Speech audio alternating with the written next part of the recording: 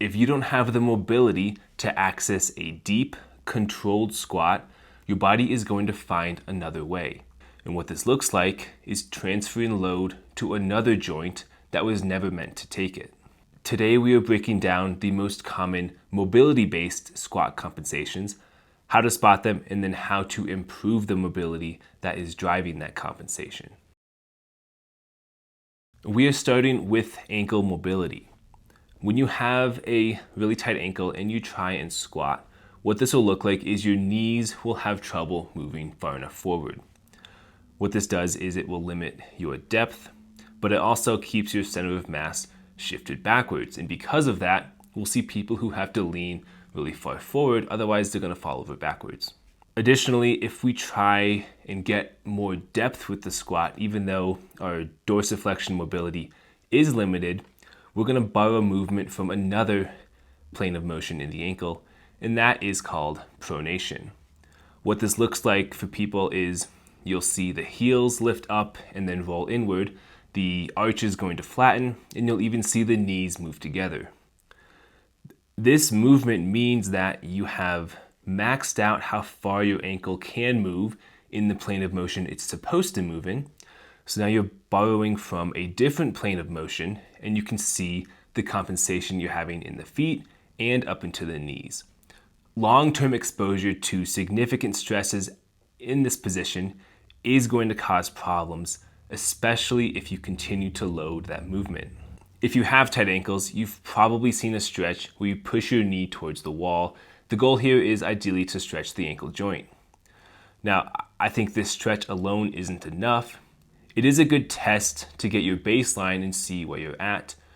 Generally, you should be able to keep the heel down, touch the knee to the wall, and have at least 4 inches of space between your big toe and the wall.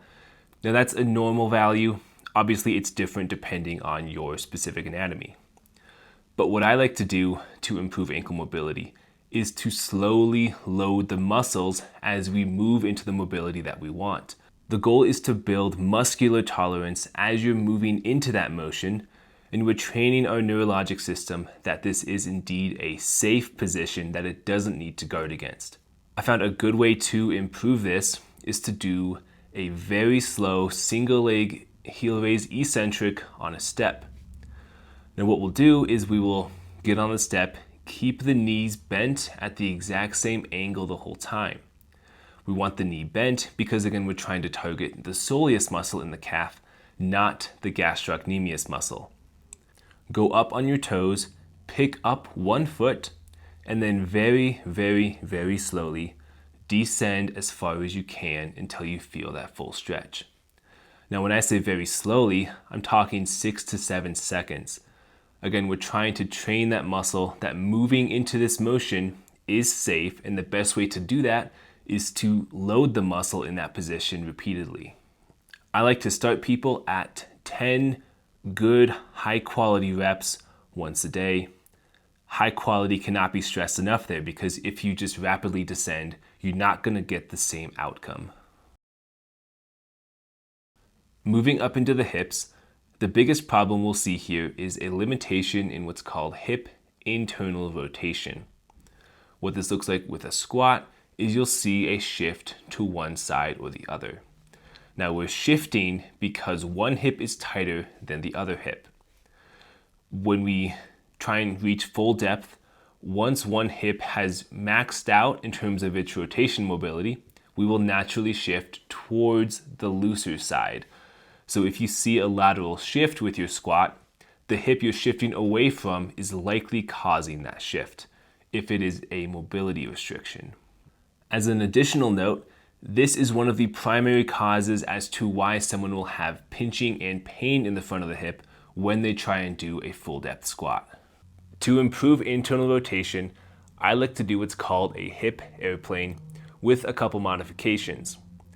Now, I like this stretch because similar to a squat, it is a closed chain position, meaning that that limb is bearing weight through the motion.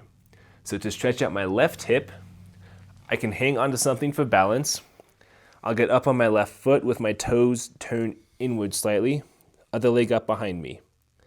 Now I'm going to rotate up And then very, very slowly, I'm going to use those hip muscles to rotate as far as it'll let me. Hold a couple seconds, and then back out. Now, like before, the goal here is to do a slow eccentric, so you are training the muscle to control that motion. The more we do it like this, the better adapted the muscle will be to that end range position, and it'll give you a little more flexibility.